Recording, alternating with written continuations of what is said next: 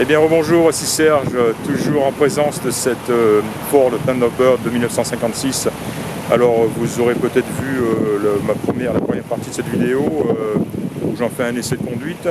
Et là je voudrais vous en dire deux mots comme ça, après coup, et l'ayant examiné de plus près. Alors on va commencer par le moteur, puisque le moteur est en route actuellement.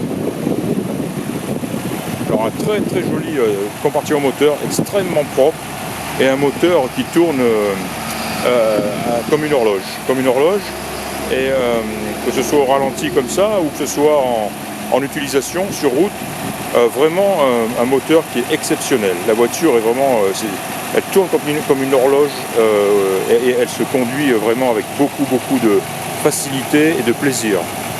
On va faire un tour sur les échappements. Ah, ils sont en dessous. Voilà, un très joli son.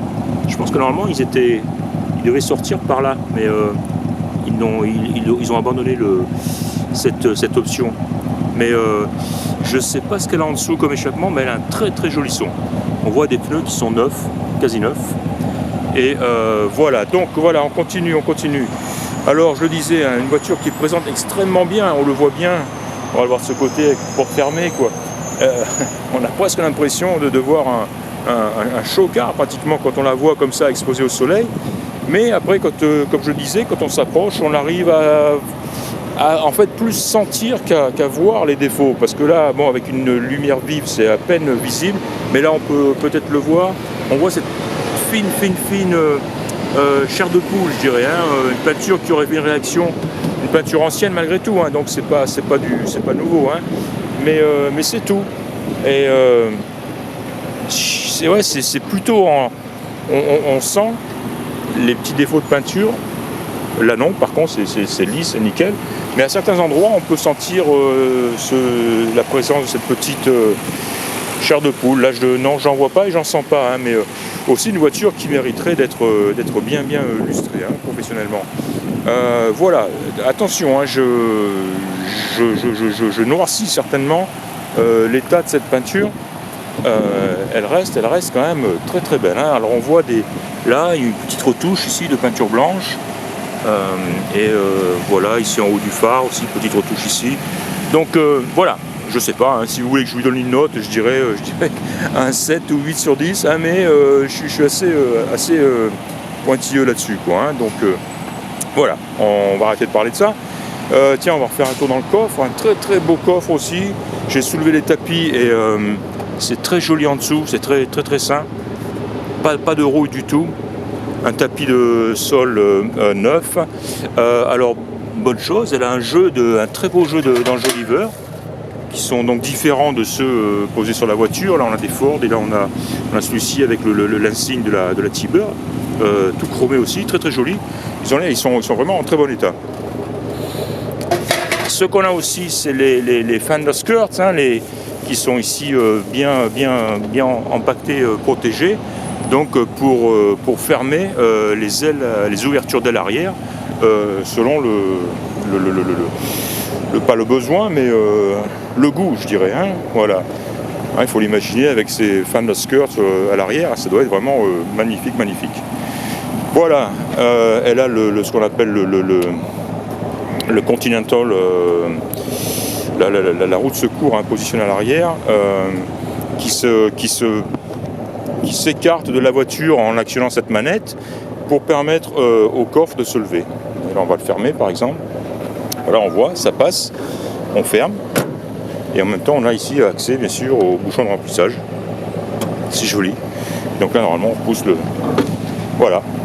On pousse la roue de secours, qui est elle aussi équipée de son enjoliveur, et elle reprend sa position initiale. Les chromes sont en parfait état, les pare-chocs sont magnifiques. Elle a un très bel intérieur, une belle sellerie qui a l'air très récente, un beau tableau de bord. Donc tout ça, c'est très joli. Alors comme je l'ai dit, je le répète, certains éléments ne fonctionnent pas. De la droite vers la gauche, on a le système de chauffage des embuages. Je n'ai pas senti d'air, en tout cas, sortir d'air forcé, hein, sortir des sorties d'air, quoi. Je n'ai pas non plus réussi à faire fonctionner l'autoradio qui est d'origine. Par contre, il y a un autoradio moderne, bien caché, dissimulé dans la boîte à gants. Je ne l'ai pas essayé, mais il est très très récent. La montre ne fonctionne pas, et je le disais, donc l'aiguille du compteur de vitesse ne fonctionne pas, l'aiguille du compte-tour ne fonctionne pas non plus. Par contre, les jauges d'essence et de température, eux, ont l'air de fonctionner. Voilà, le klaxon fonctionne, joli klaxon. Boîte automatique, une moquette neuve, voilà. Ah oui, vitre électrique qui fonctionne, hein, essayez à droite et à gauche. Et la banquette aussi est réglable électriquement, avant-arrière et même en hauteur. Donc très bonnes options. Hein, on le voit ici, on a un propriétaire donc, qui l'a eu pendant 50 ans, hein, previous owner of over 50 years. Bien maintenu, gardé dans un garage bien sûr. Alors le moteur V8 de 312 cubic inch et une boîte automatique. Direction assistée, freinage assisté. Freinage assisté, j'ai été un peu surpris, ça freine, mais il n'est pas violent, enfin en tout cas il ne donne pas vraiment l'impression d'un freinage assisté. Mais bon, il freine malgré tout. Hein. Power seat, power window, on en a parlé. Une radio, une colonne de direction télescopique. Des pneus carcasse radiale qui sont neufs, le fameux autoradio Town & Country. Voilà. Et alors, chose importante aussi, elle a effectivement les deux tops, le soft top et le hard top, avec le porthole, avec le hublot sur le côté. Elle a tout ceci est compris avec dans la voiture. Voilà, et là je le confirme, hein, drive very smooth and tight, je l'ai conduite et vraiment, c'est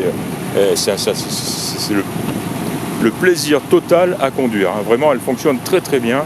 C'est une voiture, on met la clé, on démarre, on s'en va et c'est que du bonheur. Voilà, que voulais-je dire de plus J'avais quelque chose, mais je ne sais plus. Voilà, non, j'ai parlé des deux tops. La capote intérieure est de couleur noire et elle est neuve, mais neuve de chez neuve. Et le hard top est bien sûr de la couleur de la voiture, me semble-t-il. Voilà, en tout cas, hein, un moteur tournant, très silencieux, pas de vibration, pas de signe de surchauffe. Encore une très belle grille, très belle calandre, de très beau chrome. Voilà, comme je le disais, donc une Ford T-Bird de 1956 à un prix très abordable. Et qui demandera donc à son futur propriétaire, je l'ai déjà dit, hein, un petit peu d'attention au niveau du tableau de bord, et puis c'est tout finalement. Voilà, c'était Serge d'Oregon Classics, je vous remercie de m'avoir écouté, d'avoir découvert avec moi cette T-Bird, et je vous dis à très bientôt. Au revoir.